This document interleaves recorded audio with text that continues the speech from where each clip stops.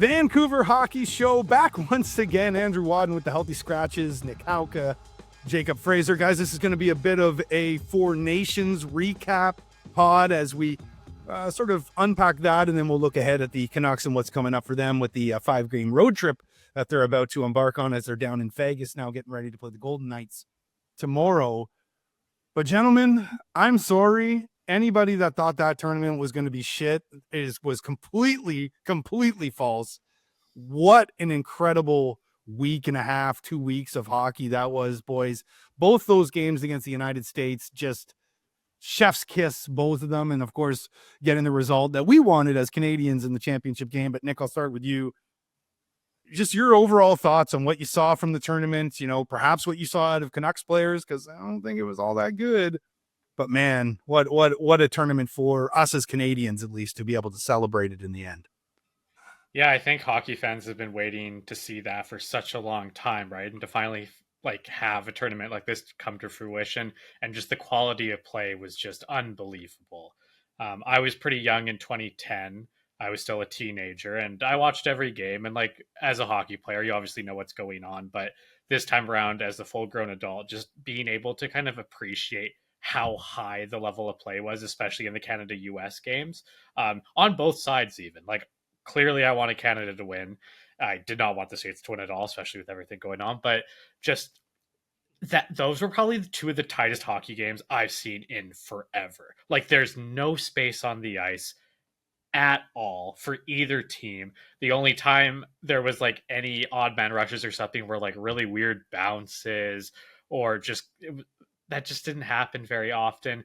You're just on the edge of your seat the whole entire game. It was so enjoyable from start to finish, right from the Sweden game to the end in the gold medal. And even watching the other countries play where you're not very invested, just the level of play has really been unprecedented. And it's just so amazing to see the countries competing like that and just see that level of hockey again.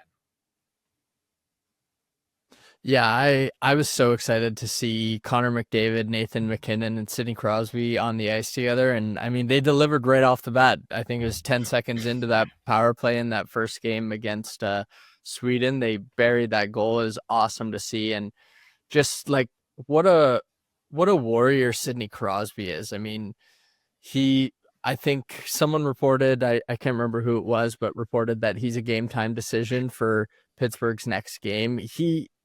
He played so hard. I think he led Canada in points. Might have been McKinnon after the last game. Not 100% sure, but just what a warrior. I mean, I'm sure we'll get into it a little bit, but get him out of Pittsburgh, yes. Kyle Dubas, please. Yes, preach. I was just where I was going to go, Jake. I think that is there any more proof that we need? We don't need it anymore. We need him to be playing high stakes hockey. In fact, I would love to see him in Colorado, guys. Canuck fans might not want to hear that because, you might face the Avs in the playoffs. Who knows right now? But him and MacKinnon, that chemistry, you talked about that first goal against Sweden on the power play, just the no look right across, and Jim McKinnon's face just exploded. He was so excited. His best buddy, his idol, feeds him that puck on the same team. There's so many guys that were in this tournament, like a Brad Marchand or a Sam Bennett, where you absolutely cannot stand playing against them, right? Marchand the Rat. But when he's wearing your team's colors, it's just something, it's kind of beautiful, actually, And Sam Bennett, I mean, just what a warrior as well. What an incredible game for him in the championship game, being able to score. And just that line too, Bennett, Marchand, Jarvis, and Jarvis is going to be there now, for years to come with Team Canada, and perhaps Bennett as well, because he's still in his 20s. But, to see the three of those guys together and just, the amount of energy that they brought, the pestiness that they brought, it was just incredible to have on your side. Now, let's talk about the Canucks that were at the tournament, though. And, of course, Kevin Lankinen ended up taking over for UC Saros and then lost an epic end to UC Saros in that final game against Sweden. But I don't really want to focus too much on Lankinen. I don't think he had a poor tournament. I don't think he had a great tournament either. And I think Finland really was, just kind of happy to be there, if you will. They got their win over Sweden, so I'm sure they were pretty happy about that. But speaking of Sweden, boys, Jake, where was Elias Pettersson? Where is it? Did the tendonitis take over? Like what's happening with this guy right now? Because it seems like people just want to make excuses for this guy. And I see a lot of people within our own media here in Vancouver, making these excuses. At some point here, it's got to be on the player, Jake, because he just blended into the game. And for a guy that makes, the fifth most amount of money per year right now in the NHL, that's not good enough. I'm sorry, it's just not. No, we're looking at when we were looking at the team before the tournament, we're going because of Benajad, Joel Eriksson Ek, like they're good players, but Pettersson should be head and shoulders above them. And he started out the tournament on that second line behind Mika Zibanejad, and pretty quickly Joel Eriksson Ek took over. And I think he makes half of what Petey does, if not less than that. Like it's really disappointing, honestly. Like I didn't watch every single second of Sweden's games. I missed some of the American game just because the stakes were a little lower in that one. But I hear he got benched in the third. Like that can't be happening from the fifth highest paid player in the world. That I think he's making the most money out of anyone on Sweden's team. And yeah, Sweden's not paying him anything. It doesn't matter to them. But that just goes to show that he's not the player that we think he is right now. Like they don't have any skin in the game. It's not the Canucks where, we have to put him out 20 minutes a night. He's making 11.6. They're going, he's not helping us. So we're going to sit his ass down. And it's really frustrating to see. And I've been a bit of a defender on him. Oh, let's hold on to him. I think I'm on the trade Pettersson train now. They got Jake. They got Jake now. Oh boy, you might have been the last man there. Holy. Yeah, Andrew, I think blending in is a little kind. I think he full out disappeared. I think he was doing his best John Cena impression because I could not see him on the ice at all. Like the Homer meme where he's going into the bush. Yeah. Whatever meme you want to use, like he's just not there. I think it's very apparent that if he's going to find his game again, he needs a full off-season reset. Everything needs to change for him because it's just not getting it done right now. And I've been kind of on the I'm done with him train for quite a while now. Welcome to the train, Jacob. But it's again, like we've seen the potential before. It's so frustrating. I'm just at a loss. I thought he'd at least do something playing for his country, but yeah, I'm going to resort back to my old podcast partner, Jeff Patterson, who we used to do a segment where we called, who needs to do something tonight? And boy, Elias Pettersson, he needed to do something in that tournament. Did nothing for Sweden. 0 points, 2 shots on goal the entire tournament, guys. He had the lowest time on ice amongst the forwards for Sweden in that final game against Finland. And there's massive pride. Like, because when Canada plays USA, it's the equivalent with Sweden playing Finland, right? Like, if you're not going to win the tournament, at least you can have the bragging rights that you beat, your true rival, country rival. Yeah, and I don't really know, if you're Rutherford, like, are you sitting there going like, all right, like we got to do something here, and if you're another team, maybe you're thinking, hey, like we think we can do something with this guy, like I put it this way. I don't think his value has dipped. I don't think it's strong. And a lot of it has to do with the cap hit that he wears. But I think there are teams that are like, oh no, we can fix him. Right. So I do believe that there are, I put it this way. I believe there's a deal out there for Elias Pettersson. Now, it might not be the best deal in the world, but if you could get 2 pieces, and we talked about this months ago, maybe you do it. Right. I heard somebody too say, somebody tweeted this, that like, Adrian Kempe makes him look bad, and like Kempe's not a bad player. Don't get me wrong. But when you think of Adrian Kempe, you don't really necessarily think of one of the best players in the world. Right. So I don't know if you can really think about that with Pettersson as well. What about Lankinen though, guys? He did lose the net, but then he got it back, took over Saros, then he lost the net again. But it just felt like a bit of an up and down with him, in that game against Canada when Saros had to take over for him. But their backs were really against the wall at that point, playing against a powerhouse team, Nick, like Canada. I didn't think he was bad. I didn't think he was great, though. I thought his tournament was just okay.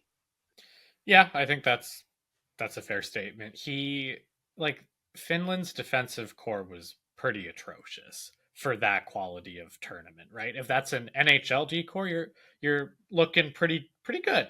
But for kind of the quality of competition and how good the teams were in that tournament, if you look at that, there's a legitimate AHL player on their second defensive pair, right? Um, that's just not going to cut it. Their forward group was full of solid forwards, but other than like Barkov and Rantanen, there's no like superstar there. There's not a lot in front of him, and the Finns are really structured defensively, but that only can take you so far when you're playing against the most talented team in the world right now in Canada, right? So I don't fault him for that. Maybe he could have had one or two more saves that went in, but I don't really fault him at all. Yeah, I mean, for when Saros lost the net, like I was watching the US Finland game, and I mean, the amount of odd man rushes that Finland gave up was pretty crazy. And then it was the same story for the Canada game. So in those situations, like Nick said, their decor just wasn't up to the task to take on these superstar forward groups in Canada, US, and Sweden. So I don't really think you can fault the goaltenders at all.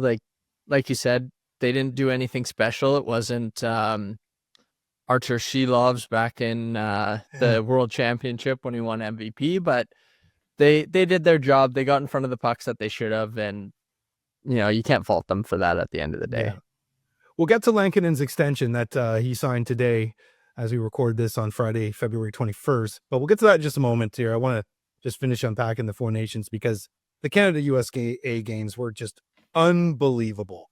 The start to the one in Montreal with those 3 fights, the whole geopolitical stuff that's going on between the two countries right now, the booing of the anthems. Like, Nick, where are you at with the booing of the anthems? Because to me, like, I don't generally like that sort of thing, but I know why we're doing it, right? Why people were doing it, and I don't disagree with it, right? Like, if you're going to sit there and basically insult us as Canadians, well, we're not going to take that shit, right? Like, we're polite people, but if you're flat out insulting us, calling our prime minister a governor, and trying to make us the 51st state, or implying that at least, like, if I just feel like if people don't understand why we're doing it, well, like, maybe do some research here, because this isn't just, it's not about the players. It isn't, right? And the players, might have to bear a bit of that. But even if you're a player, I think you should understand, like, no, that this isn't about us. This is about the bullshit that's going on, from their leader. Yeah, I think that you put that really well. I understand the Americans not liking Canadians doing that because they're a country full of a lot of pride, maybe a little excessive at times, but hey, so I think I understand them not liking it. I completely understand Canadians booing. I also see the other side of like, this isn't really involving the players. This is more of a political thing, but if you booed, I have no problem with it. Go ahead. Let them, like, I'd probably boo them myself too with everything going on. So I think it's unfortunate that, as you said, the players do have to wear the brunt of that because they haven't done anything wrong, right, to have their anthem booed. But unfortunately, they are Americans, and that's kind of what's going on right now. So kind of is what it is. Little thin-skinned they are. I saw some tweets too. Yeah. Of people. I saw some like tweets too of people being like, "Okay, like Americans that don't understand why we're booing. What would happen if if Canada was this huge superpower trying to take over your country and trying to make them the 11th province? Like, how would you feel about that?" Right? So, yeah. That's the thing. I feel like Americans aren't afraid to go after other countries, but like you said, they're a little thin-skinned when it comes to this kind of stuff. Like they can run their mouths about Canada becoming the 51st state, and once we give it back to them, they don't like it. And Canadians, like you said, we're polite people, but we're never afraid to give it back. And so I'm totally fine with it.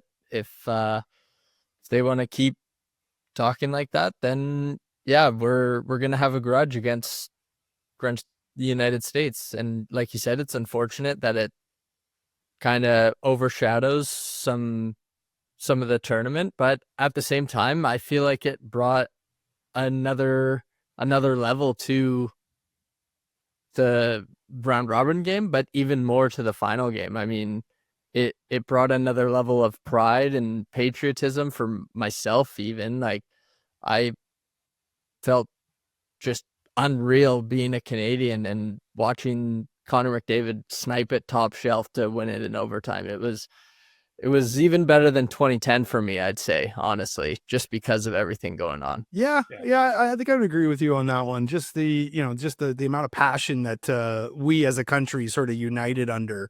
So yeah, and it's funny too because like these games it's not really real games. Like they're still kind of an exhibition, right? Like right? I mean, there was a trophy at the end and all that, but it's not an Olympic gold.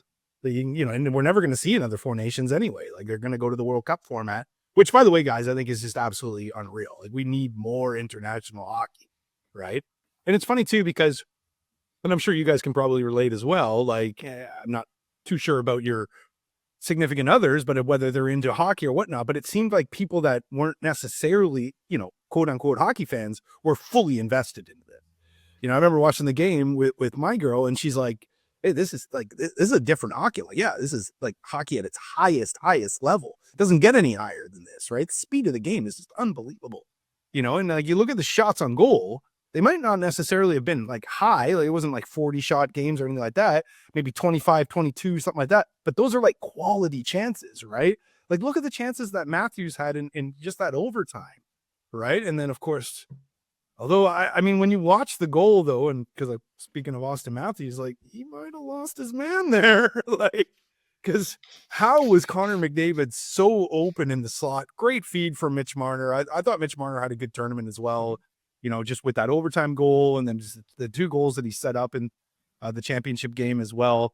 But, like, that first game, though, against the States, like, they might have blown their wad a little too early, I think, the U.S., like the whole group chat thing and the fights and then they got the W and all that.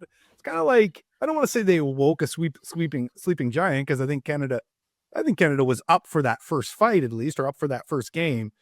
But I think as the tournament sort of went on, Canada sort of built the momentum up, and then it all culminated at the end there at that win against the U.S. Any other thoughts on the tournament, guys, or are we just ready for Olympic hockey next year? What do you think, Nick?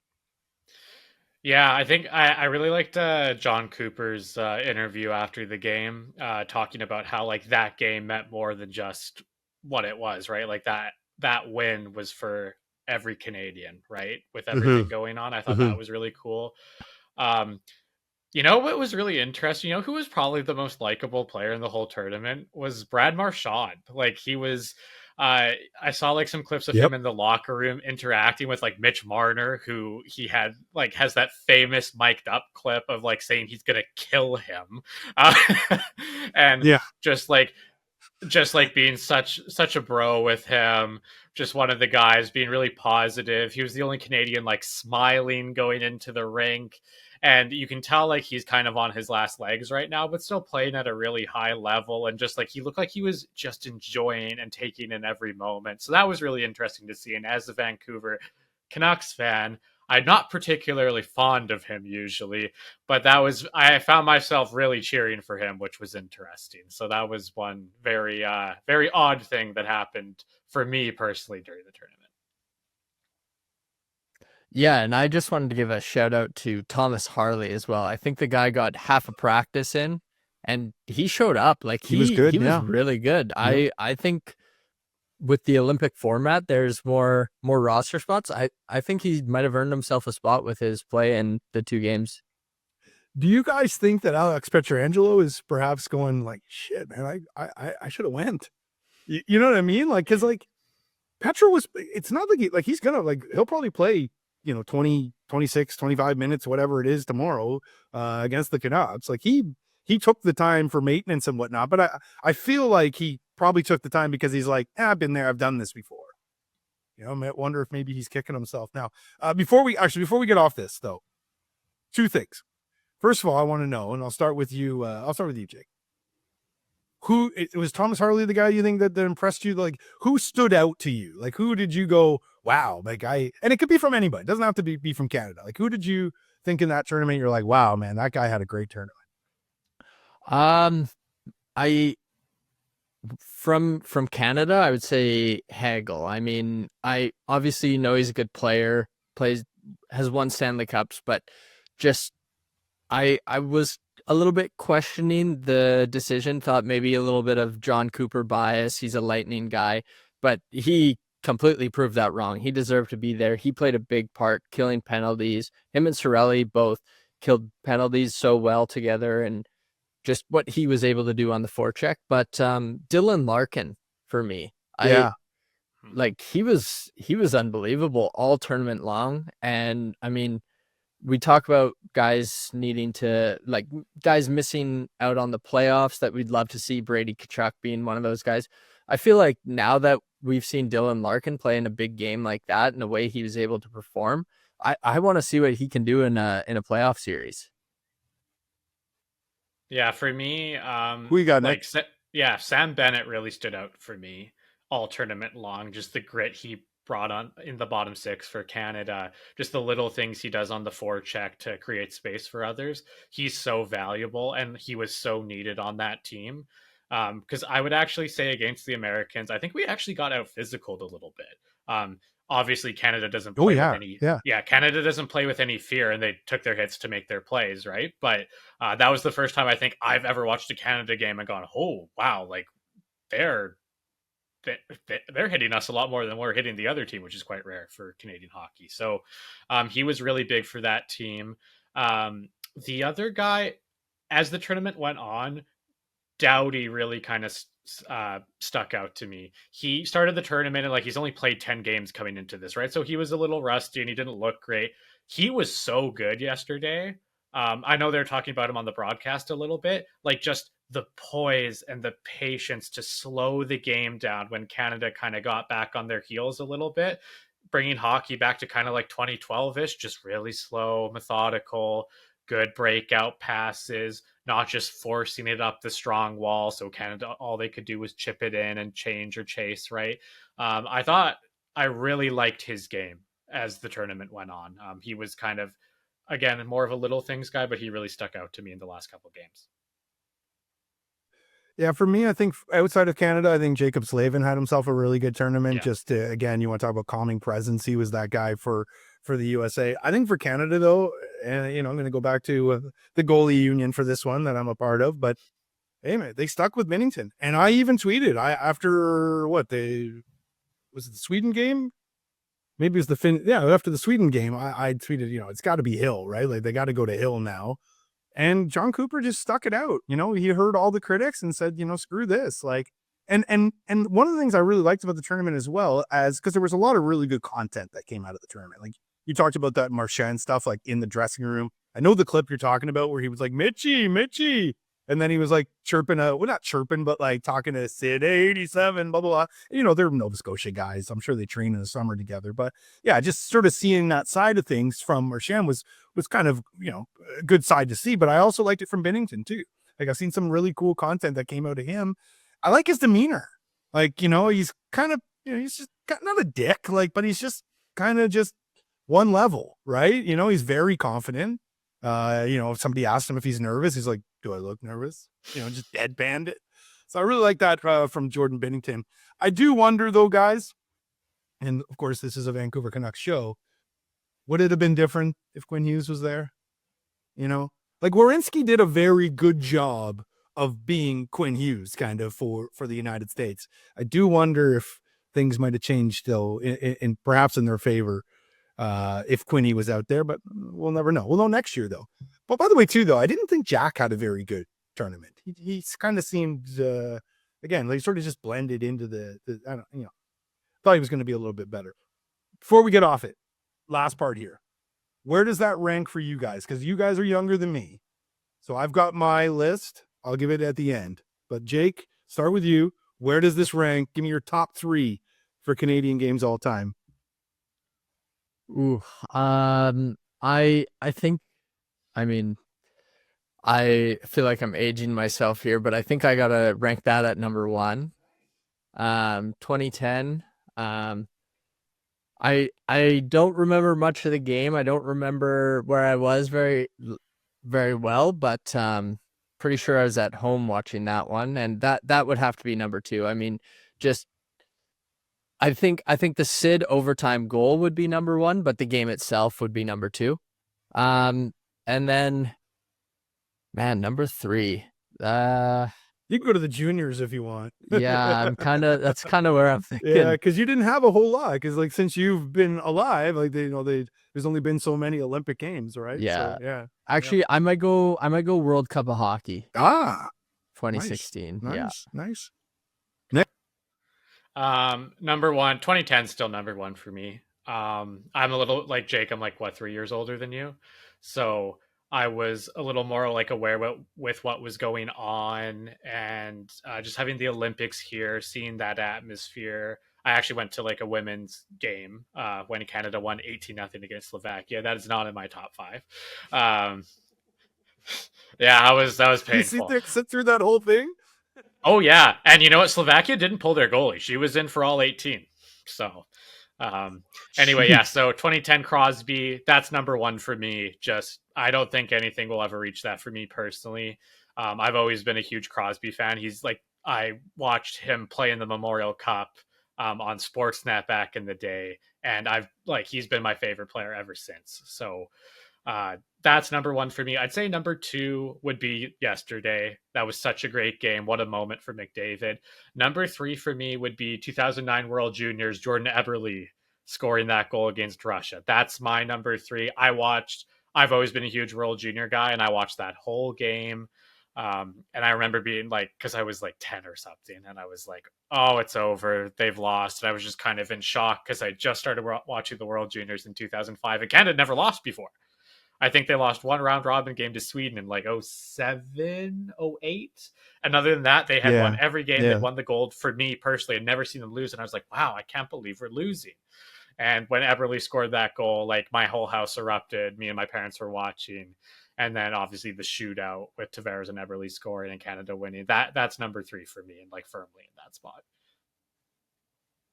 Well, I'm aging myself. I brought this up before on the pod as well, but 87 Canada Cup was my first sports euphoria. The first time like a team that I back actually won something. I was 9 years old, I guess. And those games, it was a best 2 of 3 in that, all against Russia, and then 6-5 games. Like I'm sure you guys know the goal at least. Mario and Larry Murphy and Wayne Gretzky skating down. Of course, nobody likes to bring up the fact that there might have been a hold in the neutral zone. It was Larry Anoff or somebody got pulled down, but we won't go there. But to me, that's I don't think that anything's ever going to top that. I'm sort of flip flopping on 2 and 3, but I think the 2010, just because it was in our hometown. I was at a bar, by the way, guys, drinking PBRs and eating barbecued pork buns. So I was at Fortune Sound Lounge watching it. Shout out Fortune. Hey? Okay. But that, and then of course, great place. And then of course the streets afterwards were just amazing. Like I had a 2-liter full of beer. Like we were just crushing it. And like cops came out to us and were like, "What's in there?" I'm like, "Ginger ale." Like, whatever, they celebrate. But so that 2010's definitely got to be 2. But I'm kind of flip flopping right now because 2002 was just so big for Canada to be able to win gold, and and of course the NHL players are back playing, and the disappointment of 98. But I don't know, guys, I think I might go 3 last night because just everything that's happening. We've never been in a fight with the United States. You know what I mean? Like on a geopolitical level. I mean, not in sports. We've had plenty of fights with the United States in sports, but just the whole, all the Trump shit and, calling us the 51st state, and just the way that they've just been just thoroughly insulting us as a nation. Yeah, I think it was nice to give them the middle finger. And then, you talk about Marchand, like Marchand talking about the fact that, the U.S. was running their mouths a little bit. I think, yeah, just you take everything and combine it. I've just convinced myself that was the 3rd best game that I've seen from Canada's national team. All right, let's pivot now. Let's talk some Canucks. Kevin Lankinen. Nick, your thoughts? You like the deal? Yeah, I think with the cap going up, it's pretty solid. I think he's kind of played at such a level this year that he's kind of earned that pay raise, especially with what he's making right now. Yeah, and I know we were talking about this before the show. Does this mean bye Demko? Like it kind of seems like that, um, which is kind of sad to think about, and I kind of worry about that a little bit because I know it's such an unprecedented injury, but because it is like he could come back and be himself in like next year or the year after. We really don't know, right? So I am a little bit scared of letting go of him because I know, like all Canucks fans know, the level that he's capable of playing of when he's healthy. He's a top 5 goalie in the league at worst, right? So I'm a little bit worried about that. But if Demko is playing at this level and continues not to be himself, then this is a really good safety net for them to have.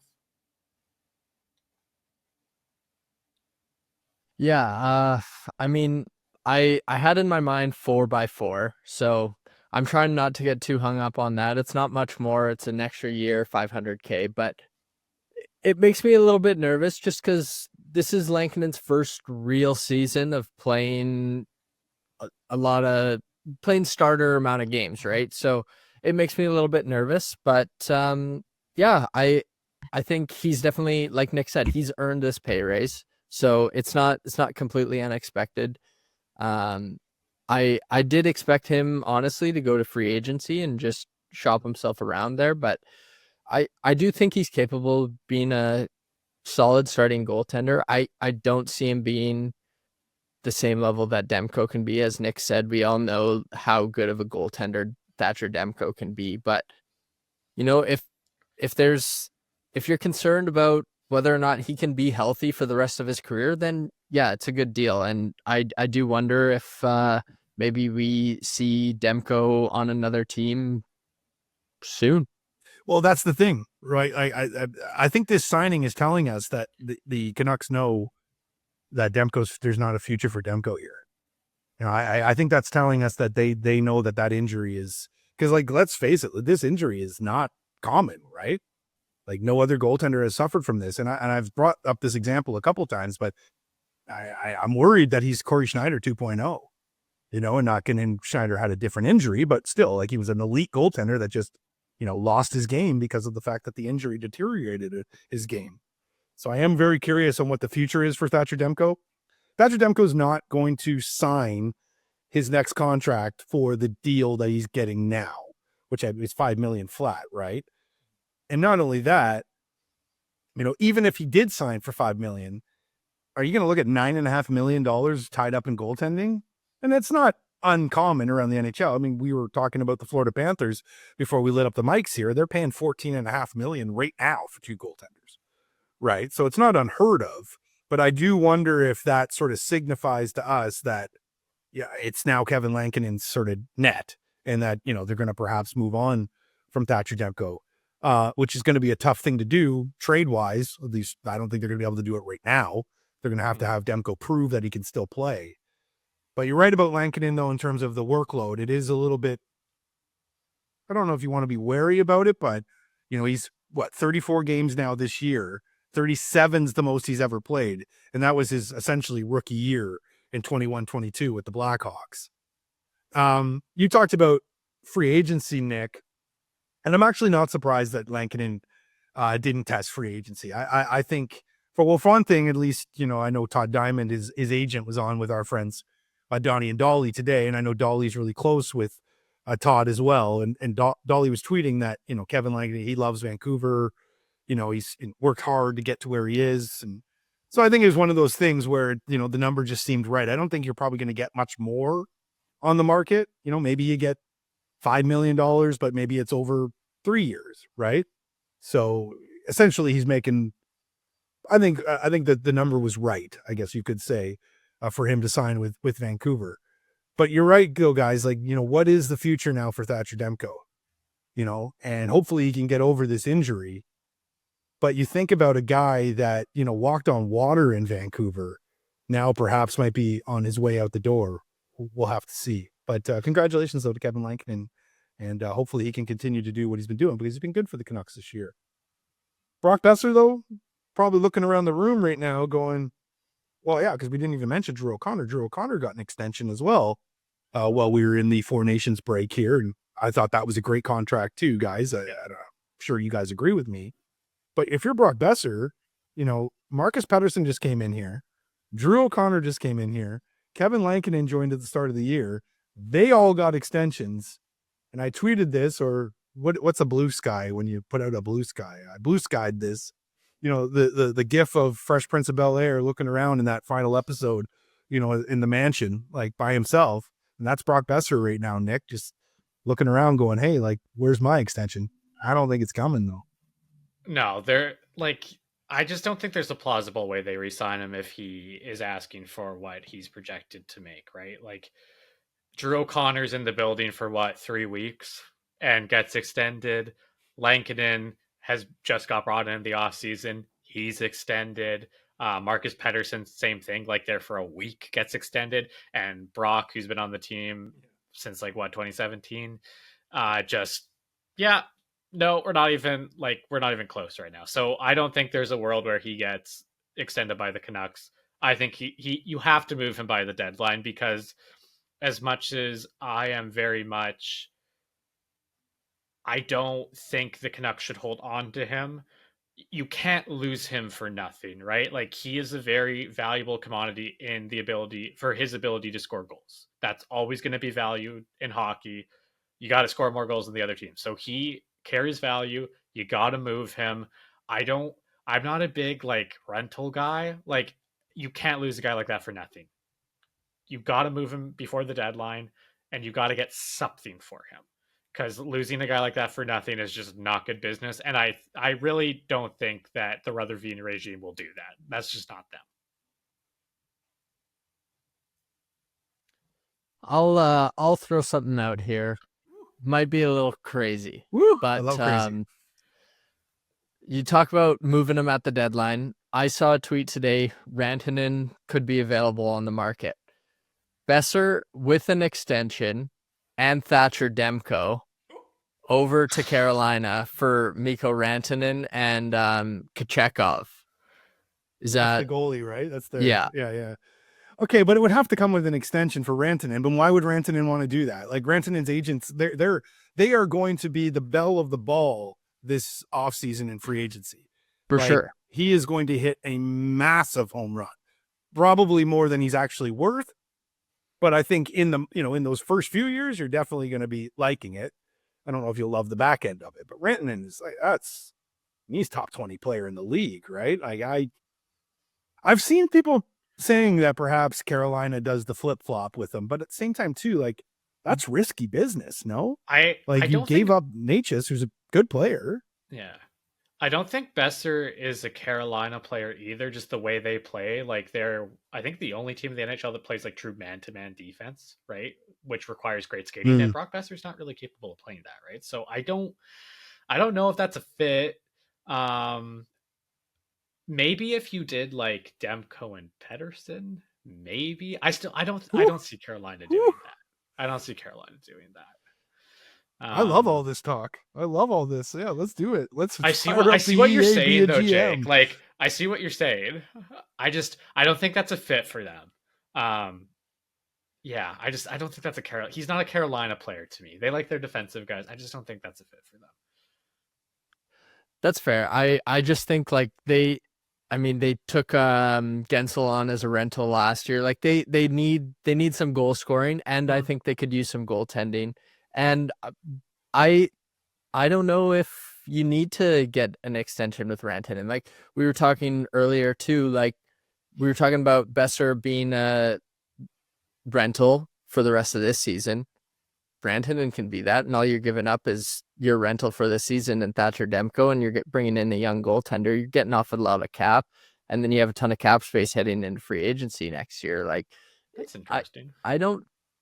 Obviously, you'd love to get an extension with Rantanen, but like you said, Andrew, the odds of him not making it to free agency, very low. Oh yeah. So yeah, I think at this point his agent's just salivating wanting to get there, Because again, For he's sure. going to be the number one piece available, right?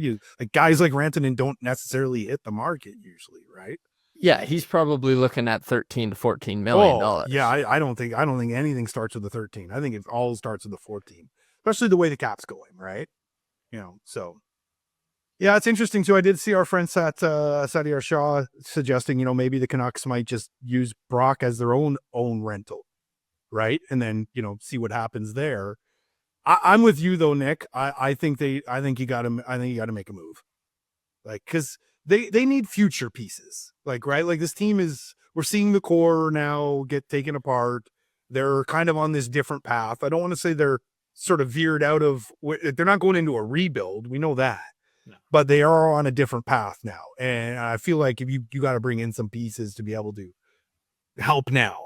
I don't think it's, the kind of thing you want a first round pick or anything like that. Right. So yeah, very interested to see what happens with Brock Besser and with Thatcher Demko for that matter, because I mean, if you think about those two guys, like they have been darlings for Canuck fans for years. Right. And to see them go now, of course, JT Miller going too, guys. And did you guys see JT Miller punch himself in the face? That was pretty sweet, actually. All right, 5-game road trip coming up. By the way, why are you fighting Parayko, by the way? The guy's a fucking giant. What are you doing, JT, you idiot? Anyway.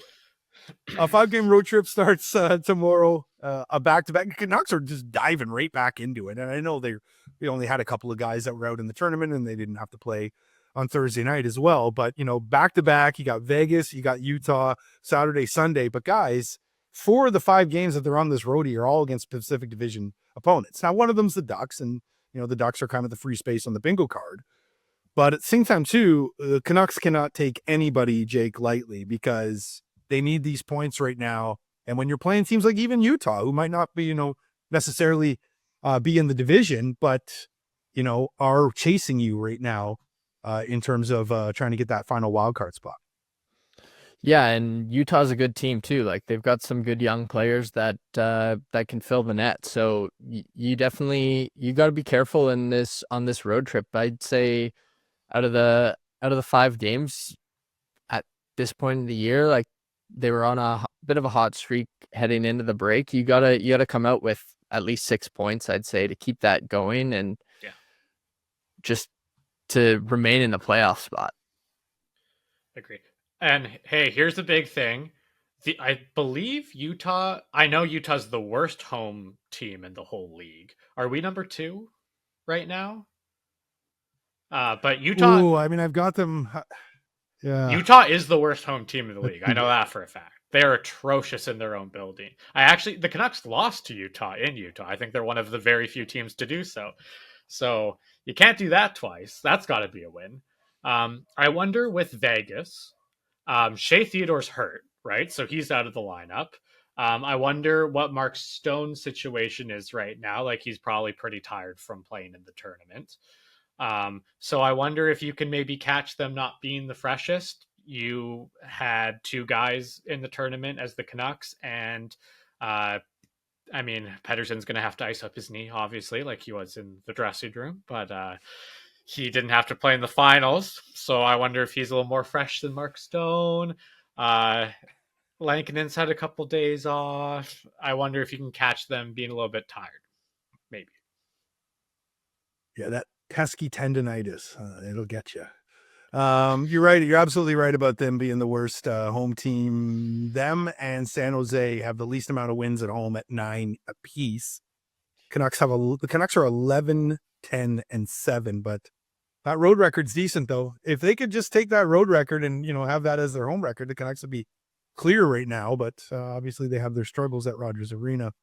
But 15, 8, and 4 on the road, so hopefully the Canucks can pile up some points here. You're absolutely right. If they can get 6 out of 10, 7 out of 10 points, something like that, I think they'll be happy with that road trip. But yeah, they're going to hit the ground running. Like I said, back-to-backs this weekend, Vegas and Utah. All right, boys, good stuff. We'll be back again next week. We'll unpack probably that 5-game roadie, see where the Canucks are headed at that point. But as we speak right now, with the break now over, the Canucks 3 points clear of the Calgary Flames for that second and final wildcard spot, but 5 points separate them and the Colorado Avalanche. The key here, though, boys, Just 2 points separating them and the LA Kings for that third spot in the division, and they'll see the Kings on Wednesday night. So that's going to be a big one for the Canucks. We'll talk to you again next week for the Healthy Scratches. Nick and Jake, I'm Andrew Wadden. Thanks for listening, everyone.